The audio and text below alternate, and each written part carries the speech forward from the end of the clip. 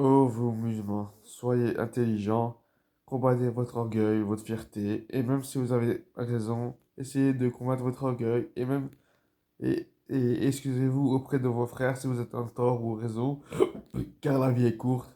Du jour au lendemain, vous pouvez mourir, et vous allez regretter toutes les embrouilles que vous avez eues avec le frère. Franchement, c'est ridicule d'en arriver à là. Euh, Soyons unis, soyons frères pour toujours jusqu'à la fin du monde, même jusqu'au paradis, Inch'Allah.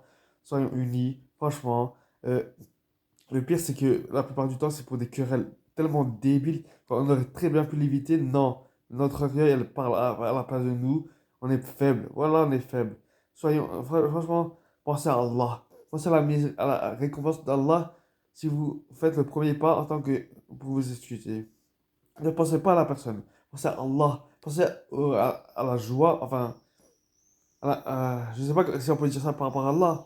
Mais le fait qu'il soit heureux, que vous euh, faites le premier pas pour vous excuser auprès de vos frères si vous êtes en querelle avec vous, avec eux.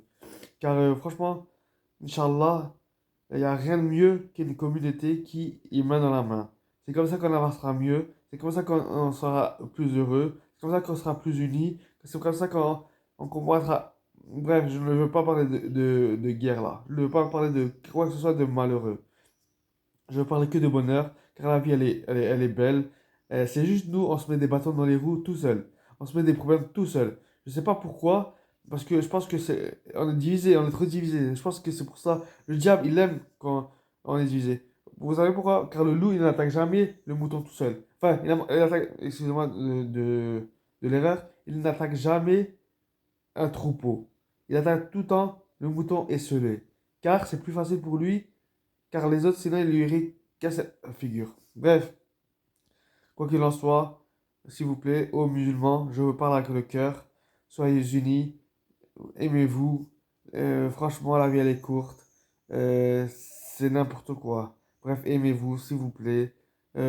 Et évitez toute fitna entre communautés. On est inventé la communauté du prophète Mohammed sallallahu alayhi wa sallam. Certes, il peut y avoir des divergences, c'est normal, mais ne soyez pas vulgaire, ne soyez pas en colère, c'est normal. La divergence, c'est une miséricorde d'Allah.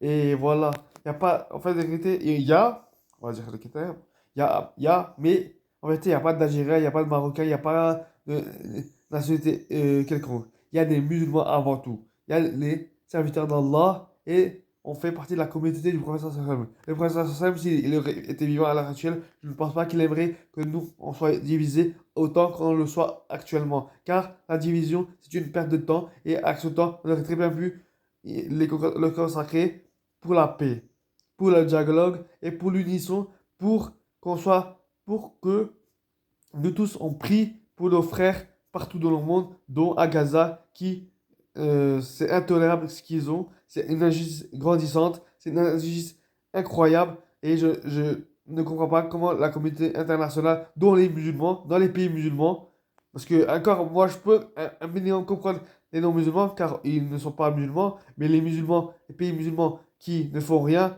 je trouve ça intolérable, intolérable, intolérable. Franchement, comment ne peuvent-ils pas avoir de compassion pour leurs frères, sœurs et quoi que ce soit en Palestine alors qu'ils ont...